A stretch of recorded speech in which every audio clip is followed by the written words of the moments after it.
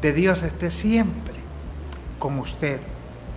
Soy el pastor Porfirio Álvarez y este es su programa Tiempos de Libertad en Cristo Jesús. Siempre doy gracias a Dios por la oportunidad que nos da Él de estar en este programa de televisión, el cual sale al aire a través de Naos Televisión Cristiana, en el sitio web a nivel mundial, en su www.naos TV, y aquí en nuestro país, Honduras, en la ciudad del Progreso y Oro, a través de Cable Color, canal 98. Y aquí estamos en el estudio para que este programa sea bendición para todos aquellos que puedan recibir esta palabra que es enseñada o predicada en este programa. Este día vamos a hablar acerca de la humildad. La humildad como sinónimo de todo aquel que es discípulo de Jesús.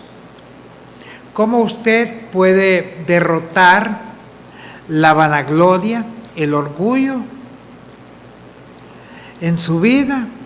Y esto solamente es a través de la humildad, siendo humilde, no hay otra forma. Esa humildad que nos heredó nuestro Señor Jesucristo, porque Él era un hombre manso y humilde. Lo que pasa es que la gente tiene un concepto equivocado de lo que es humildad y creen que humildad es quedarse callado, es agachar la cabeza, apartar la mirada y creen que esto es humildad. No, miren, humildad no es eso. Humildad es conocer uno de los límites que uno tiene y reconocer las virtudes de los demás. Por ejemplo, ¿yo cómo podría hablarles de ingeniería si yo no soy ingeniero?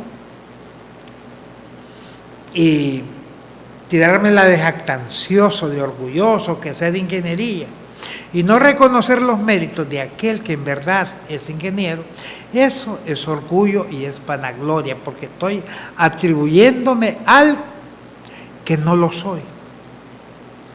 Y en ese aspecto la palabra de Dios pues nos dice de que aprendamos a ser humildes, que aprendamos a reconocer cuando estamos equivocados, que aprendamos a reconocer los límites que tenemos.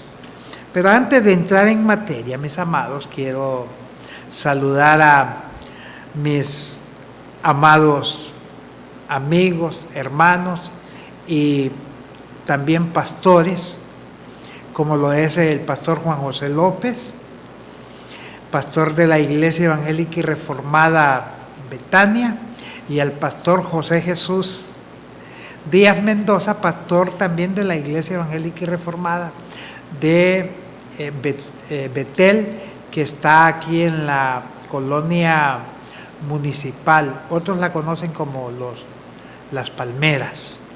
Así que para ellos, para sus congregaciones, vaya un fraterno abrazo y un saludo desde los estudios de Naos Televisión.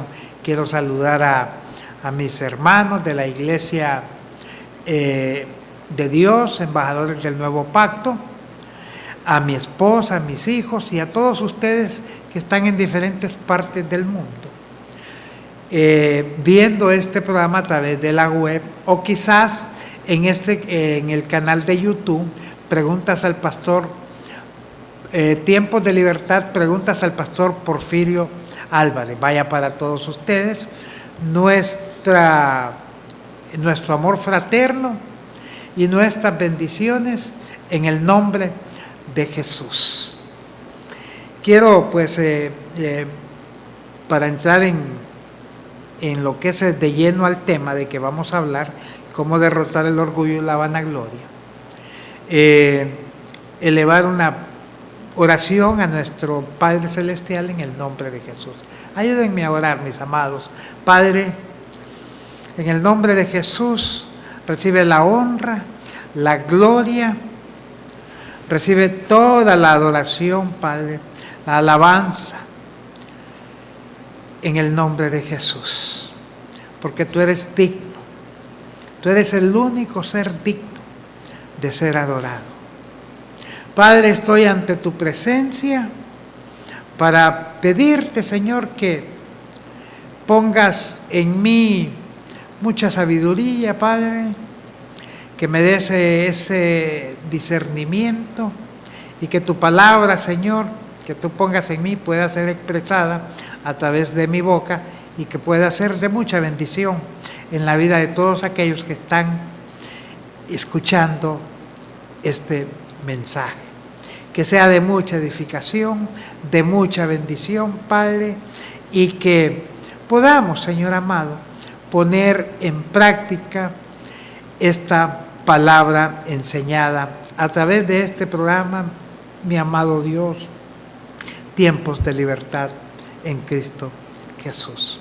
Te adoramos y te bendecimos, Padre, en el nombre de Jesús. Amén. Amén. Quiero tener una lectura bíblica que se encuentra en el Evangelio de San Juan, en el capítulo 3, del versículo 25 al 30. Aunque el texto que nos interesa más es el 30, pero vamos a leer desde el 25. San Juan, capítulo 3, versículo 25 en adelante, ahí lo tienen en pantalla. Y vamos a leer la palabra de Dios que dice de la siguiente forma. Entonces hubo discusión entre los discípulos de Juan y los judíos acerca de la purificación. 26.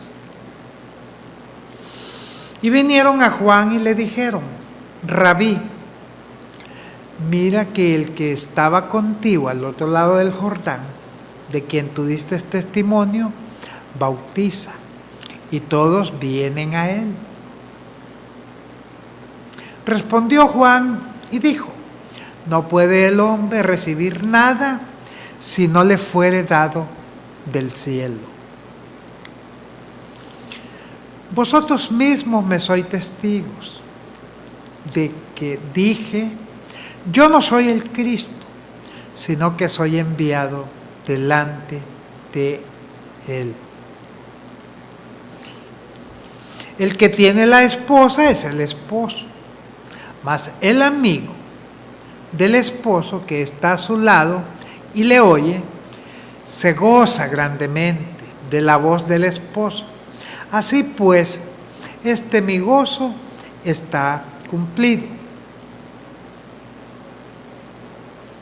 Y este es el versículo, mis amados, que les decía, donde dice: es necesario que Él crezca, pero que yo mengüe.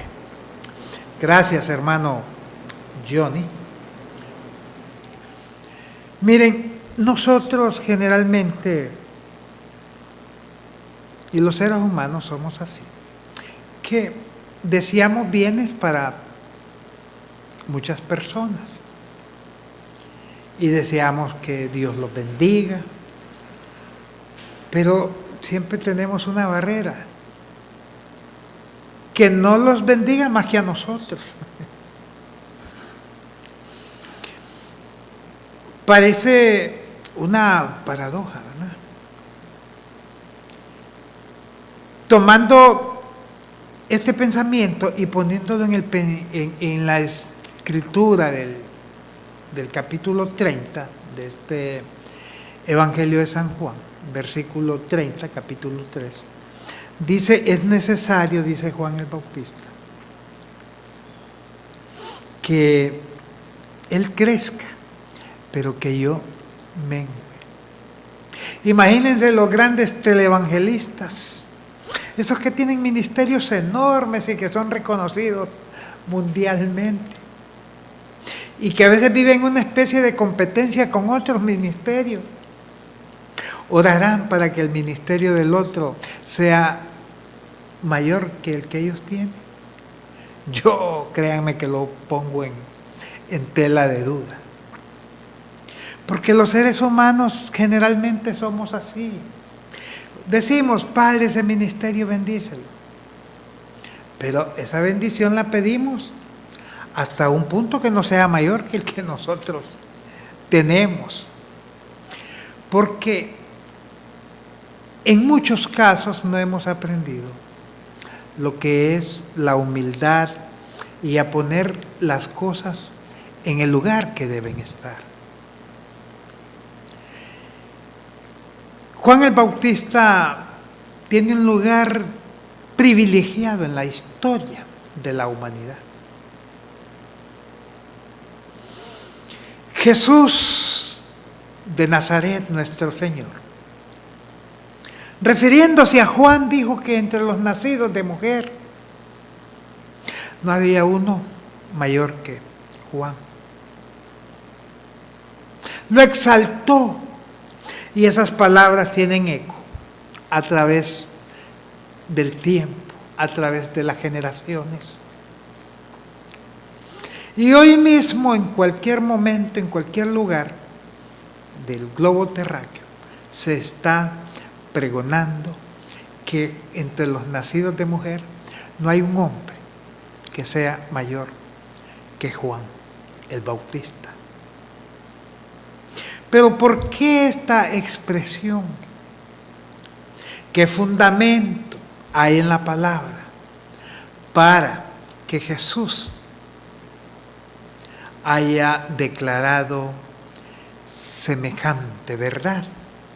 Pues conozcamos un poco, mis amados, sobre el nacimiento, la vida y la muerte de Juan el Bautista. Juan el Bautista, mis amados, era hijo de Zacarías y de su madre llamada Elizabeth, que ambos eran de la tribu de Leví, y en el caso de Zacarías ejercía el sacerdocio. Elizabeth, por ser también de la tribu de Leví, pues estaba dentro de lo que era la tribu sacerdotal. La tribu de Leví, mis amados, ocupa un lugar muy especial dentro de lo que es la organización de lo que era la nación hebrea. 12 tribus, pero la tribu de Leví fue a la que Dios le dio el privilegio de ser la tribu que ejerciera el sacerdocio, y que esta tribu, sus habitantes o sus descendientes de Leví, estaban distribuidos entre las 11 tribus de Israel ejerciendo el sacerdocio. Dios tuvo grandes hombres salidos de la tribu de Leví. Era la gente encargada de ministrar en el templo, de interceder por todos los habitantes del pueblo de Israel, de hacer los sacrificios, de ofrecer el incienso, de tener una vida dedicada al servicio de Dios, y a eso es decir mucho. Y Juan el Bautista era hijo de este tipo de personas. En la estructura del sacerdocio en Israel habían 24 órdenes. Pues Zacarías pertenecía a la orden de Abías, que esta era, según el orden, la octava, y en ese momento, antes del nacimiento de Jesús, a él le había tocado oportunidad de ir a ofrecer el incienso al templo. Cuando estaba ahí, se le apareció el ángel Gabriel y le dijo que su esposa iba a concebir y que luego iba a dar a luz a un niño que se llamaría Juan. Imagínense, el nacimiento de Juan fue anunciado por los ángeles, tal como sucedió con nuestro Señor Jesucristo. Pero cabe destacar, mis amados, que Zacarías era un hombre viejo, ya con muchos años de edad, y que al momento de recibir el anuncio del ángel Gabriel, lo invadió la incredulidad, y quedó hasta mudo. Pero por otro lado, Elizabeth era una mujer anciana, y para ponerle la tapita al pomo era estéril, nunca había podido concebir. Y también Dios le da el privilegio de que ella en su vejez pueda salir embarazada. Esto ya es un milagro por todos lados, por donde usted lo vea, porque ya una mujer cuando cesa su menstruación, pues ya difícilmente sale embarazada. Hoy, pues con el adelanto de las ciencias, pues a través de métodos humanos, es posible de que una mujer que ya no menstrue puedan depositar en ella el esperma para que ella salga embarazada. Pero eso ya son otros 100 pesos, como decimos generalmente. Pero trasladándonos nuevamente a Elizabeth, eso fue la mano de Dios actuando, el poder de Dios actuando en la vida de esta anciana y estéril para que ella saliese, pudiera concebir y que luego pudiera dar a luz a Juan el Bautista. Miren cómo viene la historia de Juan. Esto no es cualquier cosa. Por eso cuando Jesús dice entre los nacidos de mujer, no hay nadie mayor que Juan. Pero nos estamos acercando al punto más importante de por qué este anuncio de Jesús. Había tantas profecías acerca de Juan, que ya anunciábamos algunas, como que el ángel Gabriel lo anunció.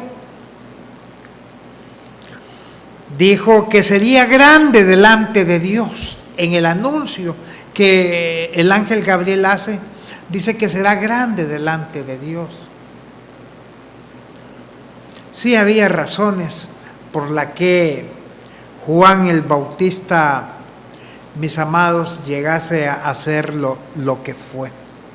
Dijo, el ángel hará que muchos se conviertan. Recuerdan que Juan el Bautista anduvo predicando el arrepentimiento y el bautismo para perdón de pecados, y que las multitudes lo seguían. A Juan el Bautista nunca en el pueblo de Israel se puso en tela de duda lo que era su ministerio como profeta. Era aceptado totalmente. El ángel dijo, también Dios irá delante de él con el espíritu y poder de Elías. Por eso alguna gente en estos tiempos están pidiendo el espíritu de Elías que venga a sus vidas, tomando estos textos. Pero ese es sacar el versículo y aislarlo de todo lo que es el contexto bíblico, para hacer una petición que no tiene cabida delante de Dios? Porque nadie, ningún ser humano, ni convertido a Cristo, ni seguidor de Cristo, ni con ministerios, puede estar pidiendo el espíritu de algún profeta. Porque nosotros tenemos un espíritu propio que Dios nos dio. Y aparte de eso, cuando ya nos convertimos a Cristo, el Espíritu Santo de Dios mora en nosotros. Y si ya tenemos el espíritu de vida que Dios puso en nosotros, y si ya nuestro cuerpo se ha convertido en templo y morada del Espíritu Santo, y que es el mismo Dios habitando en nosotros, ¿para qué estar pidiendo espíritus que en este caso como el del profeta Elías, o el mismo espíritu de Juan el Bautista, o el espíritu de Eliseo, o el espíritu de Pedro? Eso es hacer oraciones incongruentes con lo que es la palabra. No hay espíritu más grande sobre el universo que el Espíritu Santo, y ese es el que mora en usted, y ese es el que mora en mí, y por eso tenemos que estar agradecidos infinitamente con Dios y con nuestro Señor Jesucristo, de que ellos dos tomaron la decisión de pedirle al Espíritu Santo que viniese e hiciera morada en cada uno de nosotros. El profeta Elías es considerado como el príncipe de los profetas. Dios se manifestó grandemente a través del profeta Elías, con grandes maravillas, señales y prodigios. Por eso es que hay mucha gente que pide el espíritu de Elías. Pero a saber con qué fin. ¿Será por agarrar un poco más de orgullo, de vanagloria? ¿O por querer mostrar que somos todopoderosos y que podemos hacer que caiga fuego del cielo? ¿O ordenar que no llueva y que haya una sequía? Entonces, no veo yo cuál sería la razón o el sentido de que un cristiano esté pidiendo el espíritu de algún profeta. Pero había una promesa en cuanto a Juan, que el espíritu con el que operó en Elías iba a operar en Juan el Bautista. Pero tenemos ahí, mis amados, de que los milagros que se operó o que Dios hizo a través de Elías no fueron los mismos milagros que Dios hizo a través de Juan el Bautista. Es más, no hay milagros así como los que Dios hizo por algunos profetas con Juan el Bautista. Juan el Bautista se dedicó a predicar el arrepentimiento, el bautismo en agua para perdón de pecados. Esa fue su vida en el ministerio. Pero sí, era un hombre de carácter, era un hombre firme, era un hombre que nunca se doblegó, aún en medio de las grandes adversidades, y él hizo frente a una nación sumida en el pecado, a una nación que estaba en un momento crítico, que habían pasado 400 años que Dios no había dado señal para esa nación.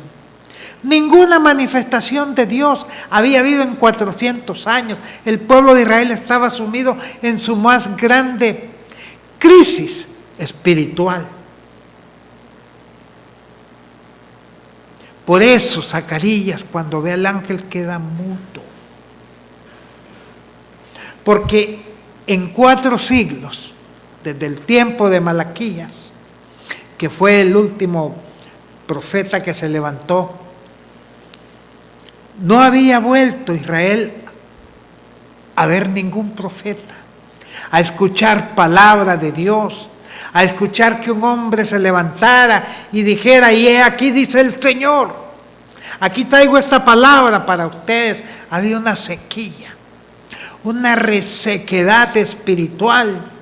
Y este pueblo, cuando Juan se levanta, estaba hambriento, estaba deseoso de escuchar o de ver algo que viniera del cielo para ellos. Por eso este ministerio de Juan, todo mundo lo acepta. Los reyes sabían que Juan era un profeta, que estaba guiado por la mano de Dios y por el Espíritu Santo de Dios. La clase religiosa no se metía con Juan, aprobaban lo que él hacía. El pueblo lo seguía, las multitudes seguían a Juan y llegaban a donde él estaba bautizando y se bautizaban porque creían que el mensaje de Juan era un mensaje del cielo y en efecto era un mensaje de parte de Dios. Por eso que en 400 años este pueblo le había dado la espalda a Dios. Sintieron ellos que ya era un momento oportuno de volver a Dios y mucha gente de los habitantes de esta nación se arrepentían y se bautizaban. No así la clase religiosa, porque esos nunca se arrepienten. La clase religiosa, esa nunca es congruente con la palabra que viene del cielo, porque viven una vida llena de mandamientos de hombre, de tradiciones. Y la palabra de Dios no puede penetrar en ellos porque tienen una barrera en su vida. Así como estamos en este momento. Nunca en la historia se ha predicado tanto el Evangelio como en estos tiempos. 24 horas al día se predica la palabra. Se predica por estos medios de comunicación, por las redes sociales. Se publica en vivo, en los servicios religiosos, en las calles, en los mercados, en las universidades, en todo lado. Las paredes están hablando, hay afiches, hay volantes, hay tratados. La palabra de Dios se predica y se predica y se predica.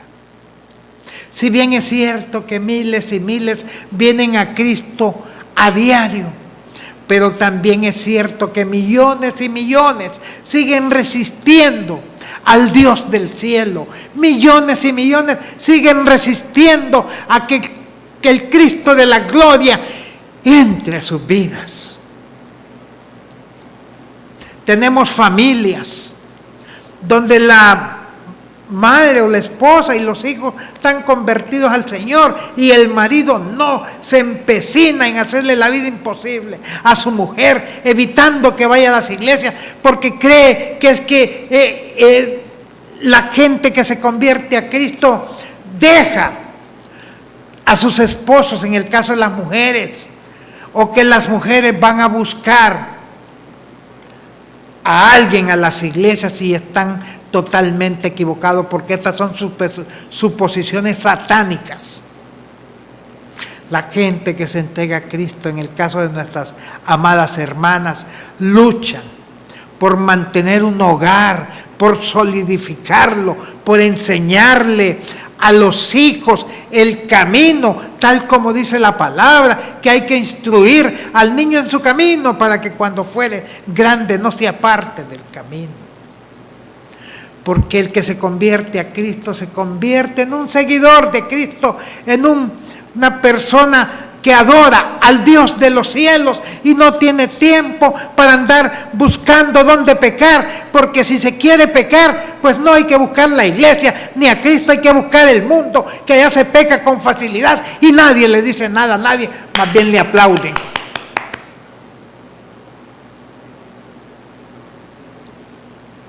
Y de acuerdo a la opinión que se tenga del personaje que está pecando, así son los elogios y así son los halagos, y se aplaude el pecado.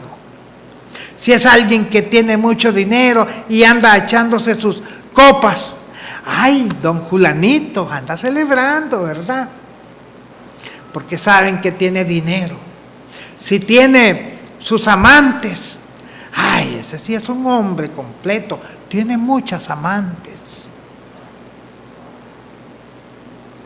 Si se va de viaje con alguna de ellas, agarra algún crucero o se va a algún país, Ay, pero qué bien la trata.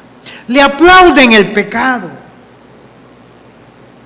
Y aunque quizás tenga su esposa y sus hijos y que no les haga falta nada en las cuestiones del diario vivir, que tengan una vida cómoda, que manejen su dinero para algunas cosas, les hace falta lo más importante, que es el amor sólido y el honrar a su esposa ahí en el hogar.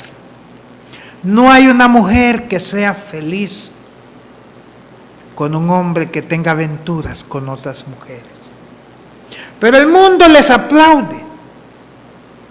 Mas Cristo Jesús les dice: arrepentíos, conviértanse de sus malos caminos. Yo soy el camino, yo soy la verdad y yo soy la vida. Nadie viene al Padre si no es por mí. Jesús les dice: ustedes son pecadores, pero yo he venido para quitar ese pecado que corrompe sus vidas. Y esto es lo que hacía Juan. Arrepiéntanse. Había un rey llamado Herodes, estaba viviendo con la mujer de su hermano. Y Juan lo confrontó y le dijo que no era lícito hacer eso, que se arrepintiera.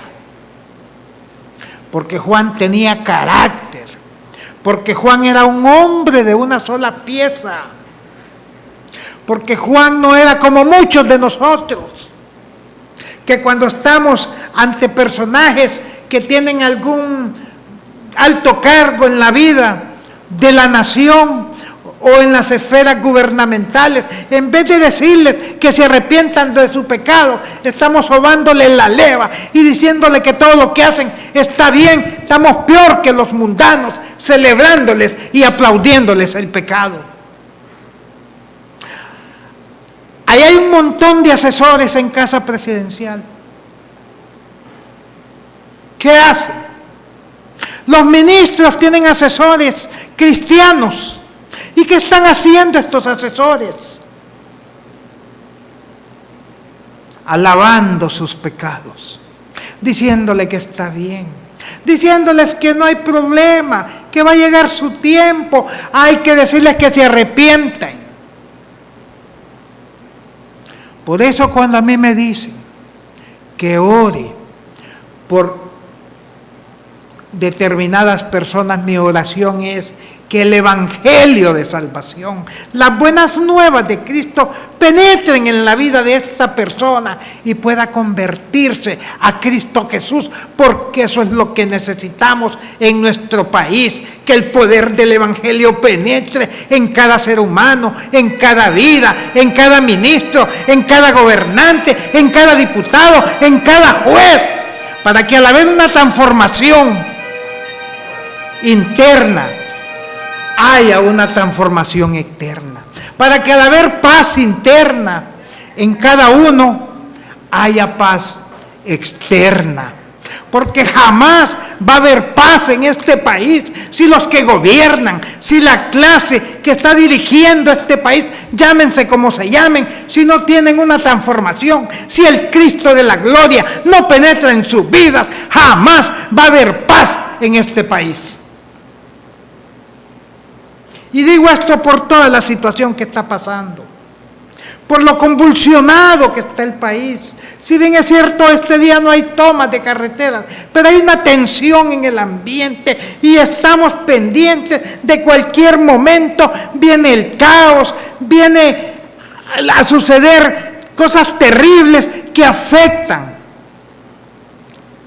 a nuestros seres humanos, o afectan a las personas que habitan en el país. Esta es una paz mentirosa la que tenemos en este momento. Algunos hermanos, porque han visto mi posición en cuanto a lo que sucede en el país, y he dicho, y lo he publicado, que este es un problema político que hay en el país y que los políticos son los encargados de arreglar este asunto. Que la iglesia no ha sido llamada para andar enfrente de las marchas o andar reclamando nada. Que nosotros como hijos de Dios, como seguidores de Cristo, ganamos nuestras batallas de rodillas delante de Dios, orando a Dios.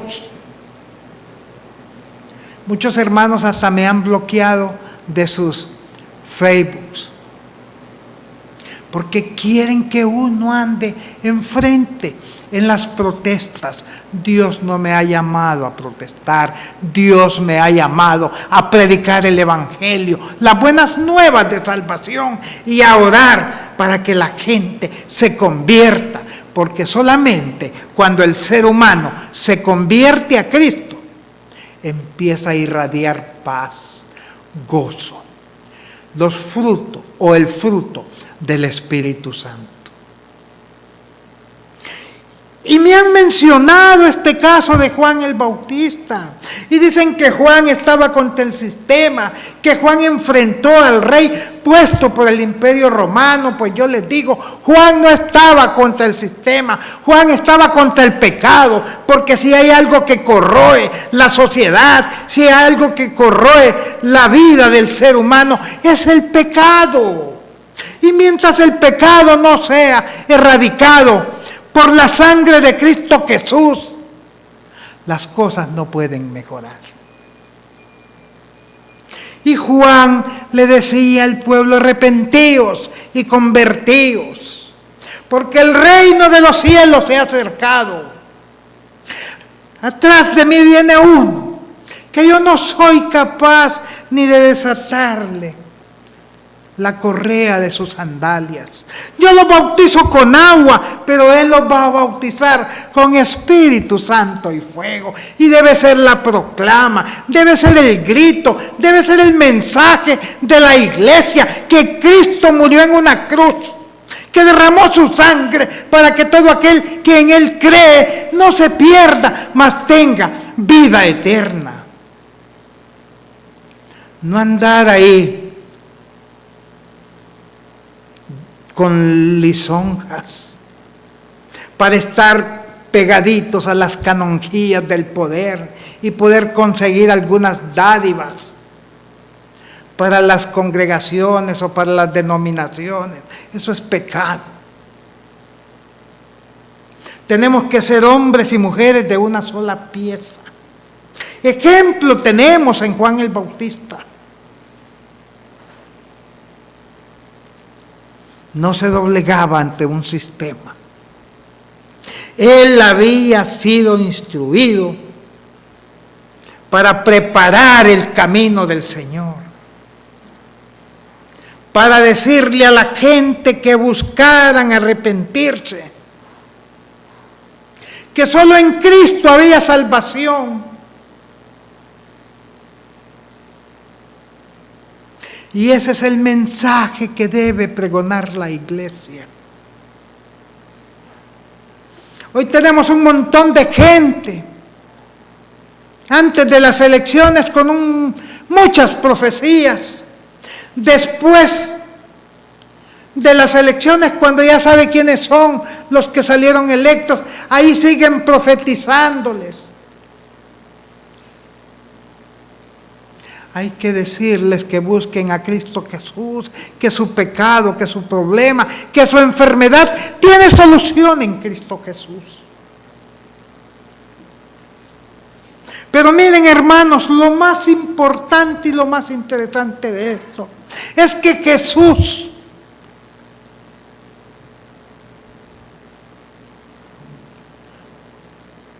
venía tras Juan. Que Juan el Bautista en ese momento era la figura principal en el pueblo de Israel. Que nadie se atrevía a señalar a Juan, porque eso era como estar señalando al mismo Dios del cielo. Y en la lectura que tuvimos, mis amados, hubo una discusión con los discípulos de Juan, con el pueblo, porque le reclamaban a Juan que por qué Jesús bautizaban, que Jesús no bautizó, sino que eran sus discípulos. Y es cuando Juan empieza a dar una cátedra de humildad. Y les dice: no puede el hombre recibir nada si no le fuere dado del cielo. Vosotros mismos me sois testigos de que dije: yo no soy el Cristo, sino que soy enviado delante de él. El que tiene la esposa es el esposo, mas el amigo del esposo que está a su lado y le oye, se goza grandemente de la voz del esposo. Así pues, mi gozo está cumplido.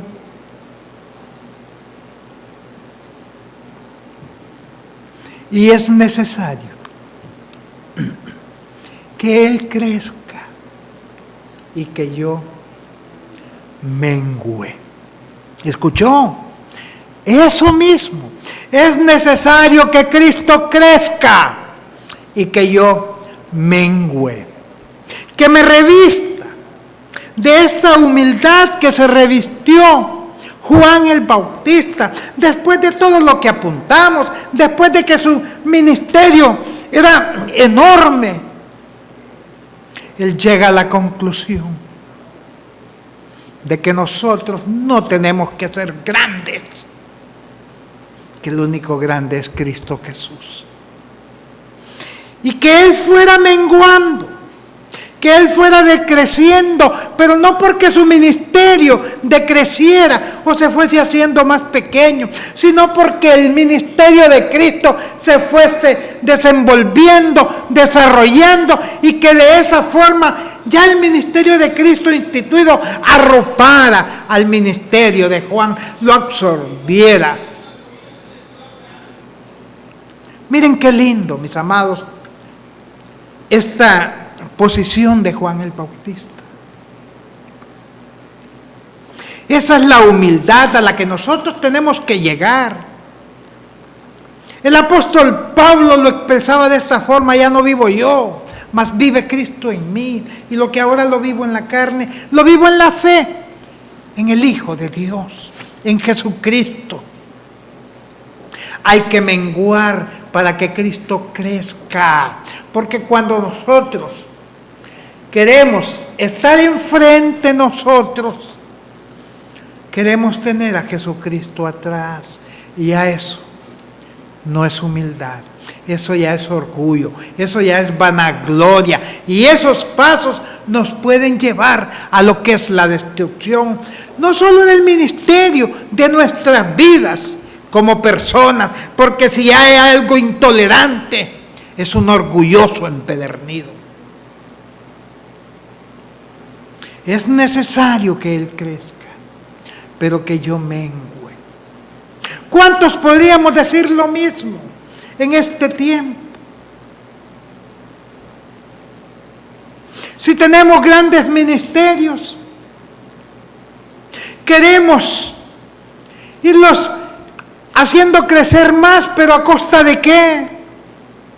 A costa de iglesitas pequeñas, de congregaciones pequeñas. Les mandamos emisarios y les mandamos a decir que en nuestras denominaciones o en nuestro ministerio tenemos esto, tenemos lo otro, tenemos un grupo musical de primera, tenemos luces, tenemos humo, hacemos fiestas, hacemos viajes, hacemos esto, y empezamos a meter la cizaña en esta congregación para que sus miembros se vengan a las nuestras que son más grandes.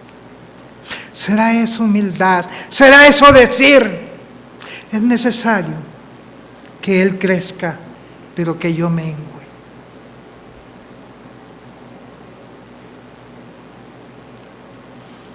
Hemos agarrado la espada por el lado equivocado. Hemos tergiversado el consejo y el principio divino de Dios. Dios no quiere grandes ministerios. Se equivoca aquel que cree que Dios exige un gran ministerio. Dios quiere hombres y mujeres que sean grandes adoradores. Porque Dios no te va a preguntar cuántos miembros tenés en tu ministerio. Dios te va a preguntar a cuánto llegó tu grado de adoración a Él.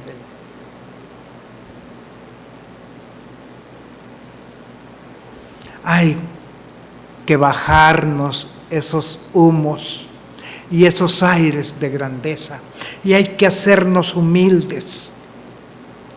Permitamos que Cristo crezca. Grandes ministerios hacen grandes cruzadas, hacen despliegues de publicidad enormes por periódicos, por grandes afiches, por la prensa, por la radio, por la televisión, por todos lados, grandes titulares, evangelista fulano de tal, en letras a grandes columnas, y en esos rótulos ni siquiera aparece el nombre de Jesús. Quiere tener su milagro, venga a la cruzada. Quiere salir de pobre, venga a la cruzada. El evangelista fulano de tal estará ministrando su vida. Ignorantes. Si no toman a Dios en cuenta en el asunto, en vano están haciendo todas esas cosas. Cristo Jesús tiene que estar por delante, enfrente, y nosotros vamos atrás de Él. Porque de Él es la honra, de Él es la gloria, de Él es el poder, para Él es la magnificencia, por los siglos de los siglos. Apenas tenemos congregaciones de 300 miembros en adelante. Ya parecemos pavorreales en las reuniones, o cuando nos bajamos del auto y andamos por las calles, o vamos a cualquier sitio, como que sí. Eso nos ha inflado el pecho. Deberíamos de ser más humildes, porque la gloria es para Dios. Apenas ya tenemos un poco de conocimiento en la palabra y creemos que todos lo sabemos. Ya no permitimos que nadie nos diga nada, porque se nos infló el conocimiento y así tenemos la cabeza de grandote. Dice un dicho por ahí que tratar de convencer a alguien que cree que todo lo sabe es como darle medicinas a un muerto. Se llenaron de vanagloria, se llenaron de orgullo, se llenaron de la ponzoña de Satanás, y ahora se creen más grandes que Cristo Jesús. Y por eso muchos se han vuelto apóstatas. Y por eso muchos están predicando herejías. Y agarran el versículo bíblico y lo sacan del contexto y empiezan a hacer una doctrina y a contaminar la fe del creyente. Hay que volver a las Escrituras. Es necesario que Cristo crezca y que nosotros menguemos. Cuando ya Dios te ha sacado del anonimato como cantante del grupo de la iglesia y ya empiezas a salir y empiezas a tener el reconocimiento, te inflaste el pecho, apartaste la mirada de tu esposa, de tus novias, estás viendo a las hermanitas más bonitas, a los lugares donde vas. Se te olvidó quién eras y crees que te vas a mantener en pie porque la gente dice que cantas bonito. Recuerda que Satanás también se creyó así en un tiempo y Dios lo tumbó.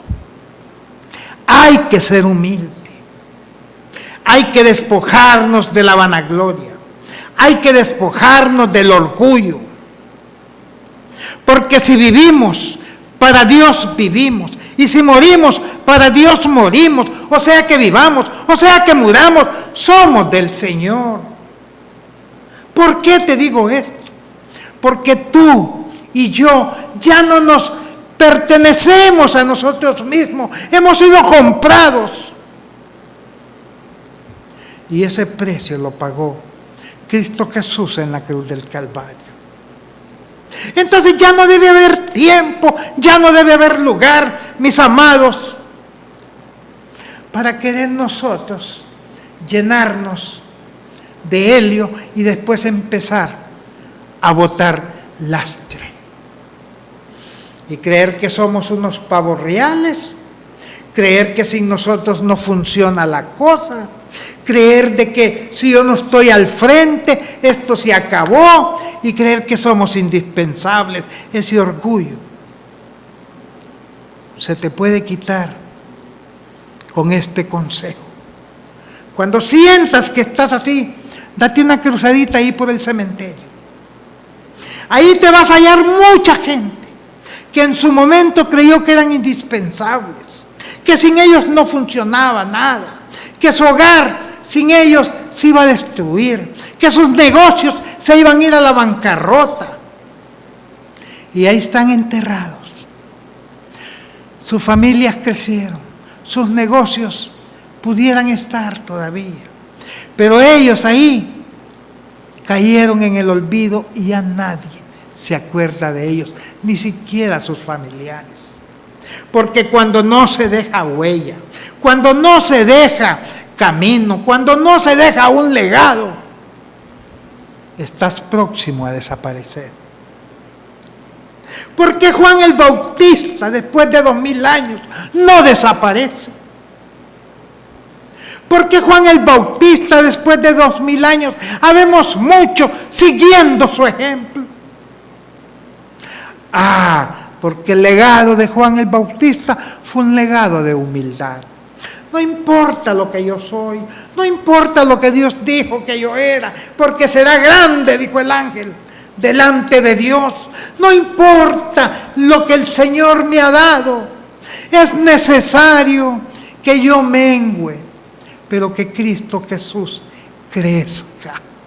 Ese es el mejor legado que podemos dejar a la posteridad, a la familia, a los vecinos, a la iglesia, la congregación en que Dios nos tiene ahí pastoreando, o a la congregación a la cual pertenecemos y que Dios nos ha dado la oportunidad de servir, porque los dones y el ministerio vienen de parte de Dios.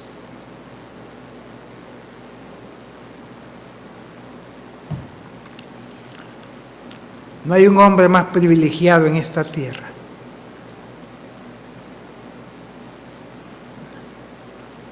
de los profetas y la gente del Antiguo Testamento que Juan el Bautista.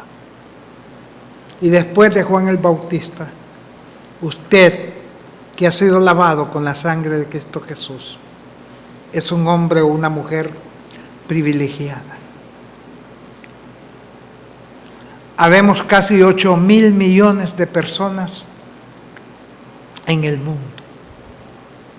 Hay 2,000 millones de cristianos.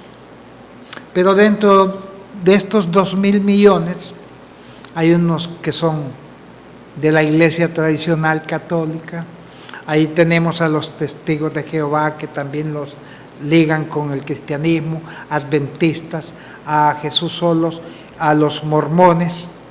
Pero sabemos que estos no pregonan el Evangelio tal como está escrito, y que si no nacen de nuevo y no reciben a Jesús como su Señor y Salvador, pues también van a perecer. Entonces quedamos menos, pero de esos menos debemos de darle gracias a Dios por su amor y por su misericordia, y porque Dios nos sacó de ese lodo cenagoso donde nos revolcábamos en el pecado, nos bañó, nos limpió, nos quitó el pecado con la sangre de Jesús y nos dio vestiduras de reyes. Y que ahora somos sus santos, sus reyes, y sus sacerdotes. Pero que todo implica que tenemos que revestirnos de humildad y que es necesario que Él crezca y que nosotros menguemos. Mis amados, espero en Cristo Jesús que este mensaje, que esta palabra haya sido de mucha bendición para su vida. Y usted, mi amigo, busque a Cristo. Busque a Cristo. Él es la solución para su pecado. Solo Cristo Jesús le puede dar salvación y vida eterna. Nos despedimos, nos vemos el día de mañana. Yo soy el pastor Porfirio Álvarez. Quiero saludar a mi esposa, a mis hijos que han estado en sintonía del programa. Que Dios me les continúe bendiciendo y a usted también. Este ha sido su programa, Tiempos de Libertad en Cristo Jesús. Bendiciones. Aleluya.